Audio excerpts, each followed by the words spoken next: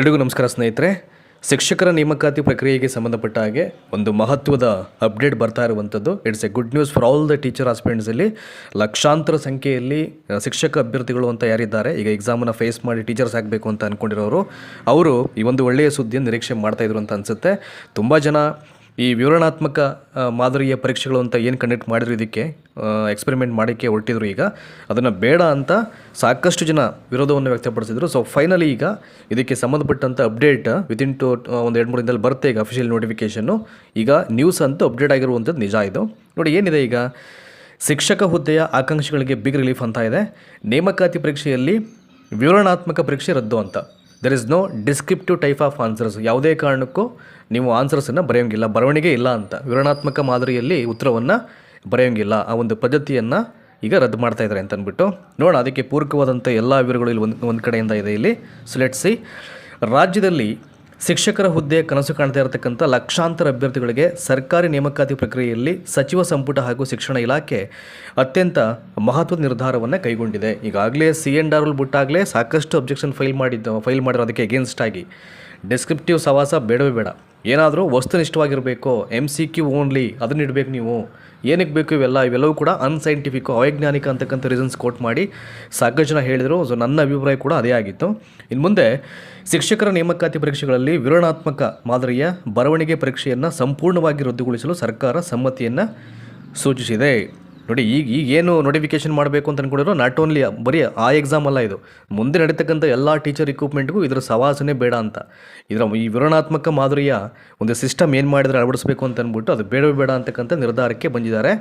So ಎಲ್ಲ ಕಾಲಕ್ಕೂ ಸ್ವಾಗತ ಮಾಡಬೇಕಾಗಿರ್ತಕ್ಕಂಥ ಒಂದು ವಿಚಾರ ಇದು ಫೈನಲಿ ಬಂದಿರುವಂಥದ್ದು. ಇನ್ನು ಮುಂದುವರೆದಂತೆ ಸರ್ಕಾರದ ಈ ನೂತನ ನಿರ್ಧಾರದಿಂದಾಗಿ ಮುಂಬರ್ತಕ್ಕಂಥ ಎಲ್ಲ ಮಾದರಿಯ ಶಿಕ್ಷಕರ ನೇಮಕಾತಿ ಪರೀಕ್ಷೆಗಳು ಬಹು ಆಯ್ಕೆ ಪ್ರಶ್ನೆಗಳ ಆಧಾರದ ಮೇಲೆ ನಡೆಯಲಿವೆ. Multiple choice based questions, that is objective type ಅಂತ ಹೇಳ್ತಾರೆ. ಡಿಸ್ಕ್ರಿಪ್ಟಿವ್ ಬೇರೆ, ಆಬ್ಜೆಕ್ಟಿವ್ ಬೇರೆ. ಈಗ ತೆಗೆದಾಕಿರೋದು ಡಿಸ್ಕ್ರಿಪ್ಟಿವ್ ಬೇಡ ಅಂತಕ್ಕಂಥ ನಿರ್ಧಾರಕ್ಕೆ ಸರ್ಕಾರ ತನ್ನ ಒಂದು ಸಹಮತಿಯನ್ನು ವ್ಯಕ್ತಪಡಿಸಿದೆ. ಬೇಡ ಅಂತ ಅಂದ್ಬಿಟ್ಟು, ಅದು ಬೇಡ ಅಂತ ಅಂದ್ಬಿಟ್ಟು. ಹಾಗಾದರೆ ಯಾವೆಲ್ಲ ನೇಮಕಾತಿಗಳಿಗೆ ಇದು ಅನ್ವಯ ಆಗ್ತಾ ಇದೆ?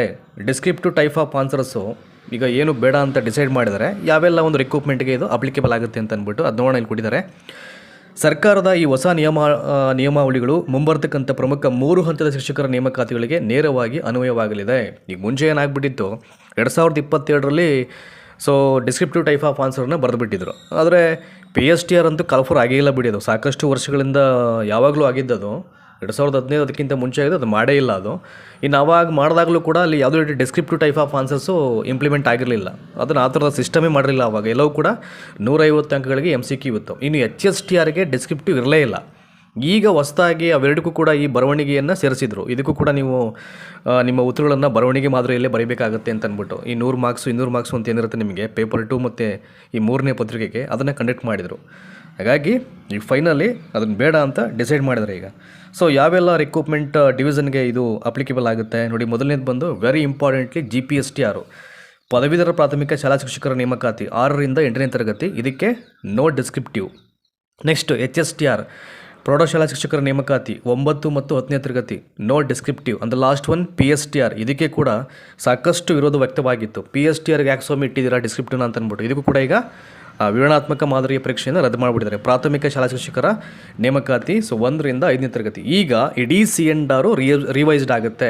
ಅವ್ರು ಏನೇನು ಬಿಟ್ಟಿದ್ರು ಆ ಎಲ್ಲ CNRನ ರಿವೈಸ್ಡ್ ಮಾಡಿ ಬಿಡಬೇಕಾಗತ್ತೆ ಈಗ. ಯಾಕಂದರೆ lot of objection has been forwarded early. ಈಗ ಬೇಗ ಎಲ್ಲವನ್ನು ಹಾಕಿದ್ದಾರೆ ಅವರು. ಆ ಹಿನ್ನೆಲೆಯಲ್ಲಿ ಮೇ ಬಿ ಆದರೂ ಕೂಡ ಅದನ್ನು ವೆರಿಫೈಡ್ ಮಾಡಿರಬೇಕು, ಬಂದಿರತಕ್ಕಂಥ ಎಲ್ಲ ಆಕ್ಷೇಪಣೆಯನ್ನು. ಅದರಲ್ಲೂ ಈ ವಿಷಯಕ್ಕೆ ಸಂಬಂಧಪಟ್ಟ ಹಾಗೆ ಹೆಚ್ಚೋಗಿರಬೇಕು.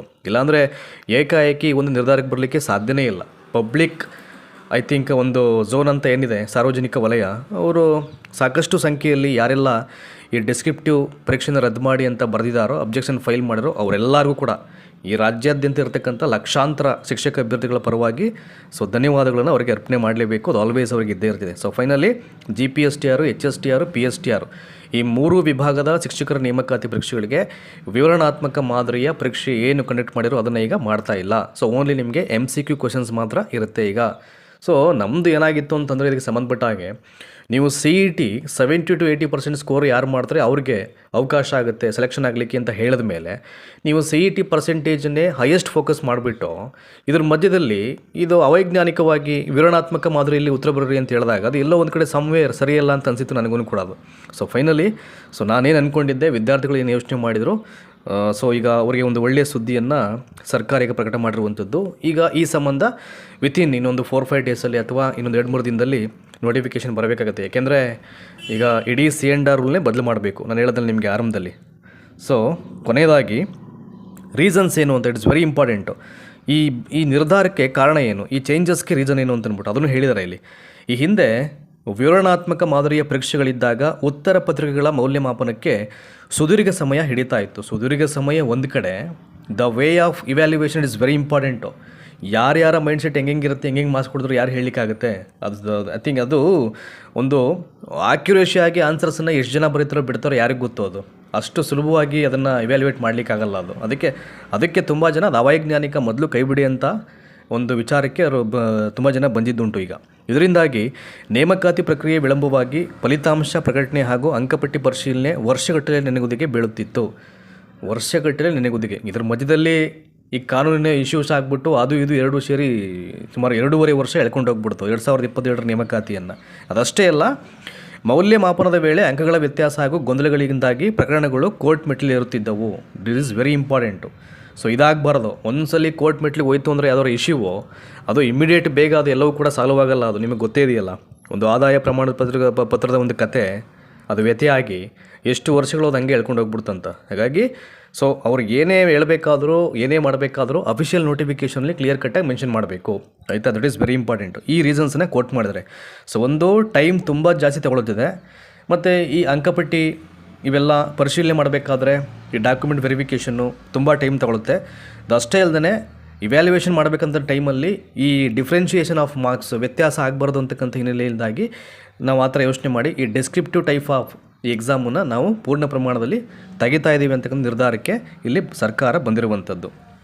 ಈಗ ಸಂಪೂರ್ಣ ಆಬ್ಜೆಕ್ಟಿವ್ ಮಾದರಿಯನ್ನು ಅಳವಡಿಸುವುದರಿಂದ OMR ಶೀಟ್ಗಳ ಮೂಲಕ ಕಂಪ್ಯೂಟರೀಕೃತ ಮೌಲ್ಯಮಾಪನ ಶೀಘ್ರವಾಗಿ ನಡೆಯಲಿದೆ. ಇಟ್ ಈಸ್ ವೆರಿ ಇಂಪಾರ್ಟೆಂಟು, ಆಯಿತಾ. ಆಮೇಲೆ ಇಟ್ಸ್ ಎ ವೆಲ್ಕಮ್. ಇದು ಅದೇ ಸರಿ ಬೆಸ್ಟು. OMRಲ್ಲಿ ಸೇಡ್ ಮಾಡಬೇಕು, ಭಾಳ ಈಸಿಯಾಗಿ ಸ್ಕ್ಯಾನ್ ಆಗುತ್ತೆ, ಅಲ್ಲೇನೂ ಪ್ರಾಬ್ಲಮ್ ಆಗಲ್ಲ. ಅದೇ ಸರಿ. ಇದರಿಂದ ಅತ್ಯಂತ ಪಾರದರ್ಶಕವಾಗಿ ಯಾವುದೇ ಗೊಂದಲವಿಲ್ಲದೆ ಕೇವಲ ಕೆಲವೇ ತಿಂಗಳುಗಳಲ್ಲಿ ನೇಮಕಾತಿ ಪ್ರಕ್ರಿಯೆ ಪೂರ್ಣಗೊಳ್ಳಲು ನೆರವಾಗಲಿದೆ. ದಯಮಾಡಿ ನಿಮ್ಮ ಸ್ಟಡೀಸು ಏನು ಸ್ಟಾರ್ಟ್ ಮಾಡಿರೋ ಭಾಳ ಚುರುಕಾಗಿ ಓದಲಿಕ್ಕೆ ಪ್ರಯತ್ನ ಮಾಡಿ. ಈಗಾಗಲೇ ಟೈಮ್ ಟೇಬಲ್ ಹಾಕ್ಕೊಂಡು ನಿಮ್ಮ ಅಧ್ಯಯನವನ್ನು ಆರಂಭ ಮಾಡಿರೋರು ಇನ್ನೂ ಚೆನ್ನಾಗಿ ಓದ್ಕೊಳ್ಳಿ, ಆಯಿತಾ. ಸೊ ಕೊನೆಯದಾಗಿ ಶೀಘ್ರದಲ್ಲೇ ಅಧಿಸೂಚನೆಯನ್ನು ಪ್ರಕಟ ಮಾಡ್ತೀವಿ ಅಂತ ಹೇಳಿದ್ದಾರೆ ಈಗ. So it is very important. ತುಂಬ ಜನ ಇದಕ್ಕೆ ಈಗ ವೆಯ್ಟ್ ಮಾಡ್ತಾಯಿದ್ದಾರೆ. ಈಗ ಈ ಹೊಸ ಪರೀಕ್ಷಾ ಮಾದರಿಯ ಕುರಿತು ಶಿಕ್ಷಣ ಇಲಾಖೆಯು ಹಿಂದೆ ಅಥವಾ ನಾಳೆಯ ಒಳಗೆ ಅಧಿಕೃತ ಆದೇಶ ಹಾಗೂ ಹೊಸ ನೇಮಕಾತಿ ಅಧಿಸೂಚನೆಯನ್ನು ಪ್ರಕಟಿಸುವ ಸಕಲ ಸಿದ್ಧತೆಯನ್ನು ನಡೆಸಿದೆ. ದೀರ್ಘಕಾಲದಿಂದ ಶಿಕ್ಷಕ ಹುದ್ದೆ ನಿರೀಕ್ಷೆಯಲ್ಲಿದ್ದ ಉದ್ಯೋಗ ಆಕಾಂಕ್ಷಿಗಳಿಗೆ ಹಾಗೂ B.Ed D.Ed ಮುಗಿಸಿದ ಅಭ್ಯರ್ಥಿಗಳಿಗೆ ಈ ನಿರ್ಧಾರ ತೀವ್ರ ಸಂತಸವನ್ನು ತಂದಿದೆ. ಸೊ ಇವರೇ ಇವತ್ತು ಇಲ್ಲ ನಾಳೆ ಒಳಗಡೆ ಬಿಡ್ತೀವಿ ಅಂತಂದರೆ ಮೇ ಬಿ ಸೊ ಎಲ್ಲ ಸಿದ್ಧತೆಯನ್ನು ಮಾಡಿರಬೇಕು. ನನ್ನ ಪ್ರಕಾರ C&R ರೂಲ್ನ ರಿವೈಸ್ಡ್ ಮಾಡಿರಬೇಕು ಅಂತ ಅನಿಸ್ತಾ ಇದೆ. ಯಾಕೆಂದರೆ ಈಗ ಅಲ್ಲಿ ಸಚಿವ ಸಂಪುಟ ಮತ್ತು ಒಂದಷ್ಟು ಡಿಸ್ಕಷನ್ ಆದ ನಂತರದಲ್ಲಿ ಇಮಿಡಿಯೇಟ್ ಚೇಂಜ್ ಮಾಡಲಿಕ್ಕಾಗಲ್ಲ. ಅವರು ಮೇ ಬಿ ಪ್ರೀ ಪ್ಲ್ಯಾನ್ ಮಾಡಿಕೊಂಡು ಅವೆಲ್ಲವನ್ನು ರೆಡಿ ಮಾಡಿಯೇ ಐ ಥಿಂಕ್ ಈ ನಿರ್ಧಾರಕ್ಕೆ ಬಂದಿರೋದು ಅಂತ ನಾನು ಭಾವಿಸ್ತಾ ಇದ್ದೀನಿ. ಬಟ್ ಎನಿಹೌ ಈಗೇನು ಇವತ್ತಿಲ್ಲ ನಾಳೆ ಬಿಡ್ತೀವಿ ಅಂತ ಹೇಳಿದರೆ ಸಾಧ್ಯವಾದಷ್ಟು ಬೇಗ ಬಂದ್ಬಿಡಿ ಅಫಿಷಿಯಲ್ ನೋಟಿಫಿಕೇಷನ್ನು. ಇವೆಲ್ಲ ಪ್ರಕ್ರಿಯೆಗಳು ಬೇಗ ಮುಗಿಯುತ್ತೆ. ಆದರೆ ಒಂದು ಲೆವೆಲ್ ಆಫ್ ಕಾನ್ಫಿಡೆನ್ಸು ಆಸ್ಪಿರೆಂಟ್ಸಿಗೆ ಬರುತ್ತೆ. ಅದು ಸದ್ಯ ಹೆಂಗೋ ಏನೋ ಈಗಲಾದ್ರೂ ನೋಟಿಫಿಕೇಷನ್ ಮಾಡಲ್ಲ ಅಂತ. ಹಾಗಾಗಿ ಸೊ ನನಗೆ ಖುಷಿಯಾಗಿದ್ದು ಈ ಡಿಸ್ಕ್ರಿಪ್ಟಿವ್ ಟೈಪ್ ಆಫ್ ಆನ್ಸರ್ಸನ್ನು ಇಲ್ಲಿ ತೆಗೆದ್ರಲ್ಲ, it's a very happiest news. ಅದು ಎಲ್ರಿಗೂ ಕೂಡ ಇಲ್ಲಿ ಖುಷಿ ಪಡಲಿಕ್ಕೆ. ನೋಡೋಣ, ಇದಕ್ಕೆ ಸಂಬಂಧಪಟ್ಟಂಥ ಯಾವುದೇ ಅಪ್ಡೇಟ್ ಬಂದರೂ ನಾನು ಹೇಳ್ತೀನಿ ನಿಮಗೆ. ಸೊ ಧನ್ಯವಾದ ಈ ಒಂದು ವಿಡಿಯೋನ ಇಷ್ಟೊತ್ತು ವಾಚ್ ಮಾಡೋದಕ್ಕೆ. ಮ್ಯಾಕ್ಸಿಮಮ್ ಎಲ್ಲರಿಗೂ ಶೇರ್ ಮಾಡಿ. Thank you so much.